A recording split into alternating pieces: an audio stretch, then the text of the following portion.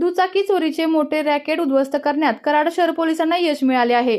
अंधारवाडी येथील मुख्य संशयितांसह तिघांना गजाआड करत सातारा, सांगली, कोल्हापूर या 3 जिल्ह्यातून संशयितांनी चोरलेल्या सुमारे 17 दुचाकी हस्तगत करण्यात आल्या आहेत।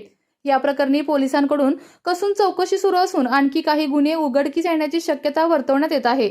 गणेश उर्फ अभिषेक दादासो शितोळे वय 21, विशाल दादासो शितोळे आणि सुनील संभाजी शेजवळ अशी संशयितांची नावे असून त्याचबरोबर या गुन्ह्यात एका अल्पवयीन मुलाचाही समावेश असल्याचे तपासातून स्पष्ट झाले आहे।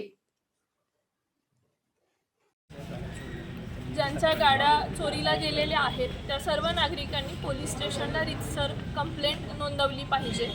त्यानंतर एखाद्या टाईमला जर गाड्या मिळाल्या तर त्याबाबत देखील पोलीस स्टेशनला कळवलं पाहिजे। आणि त्या व्यतिरिक्त ज्या काही आम्ही आता प्रेस नोटमध्ये माहिती देऊ त्यावरून ज्यांच्या गाड्या निष्पन्न होतील त्यांनी पोलीस आता 10 मिनिटापूर्वीच एक पत्रकाराची आपली गाडी गावली सांगत होतो की मिळालेली आपल्या तालुक्यातील जिल्ह्यातील बातम्या सर्वप्रथम पाहण्यासाठी आजच सातारा न्यूजला YouTube चॅनलवर सबस्क्राइब करा, लाईक करा, शेअर करा आणि बेल आयकॉन प्रेस करायला विसरू नका।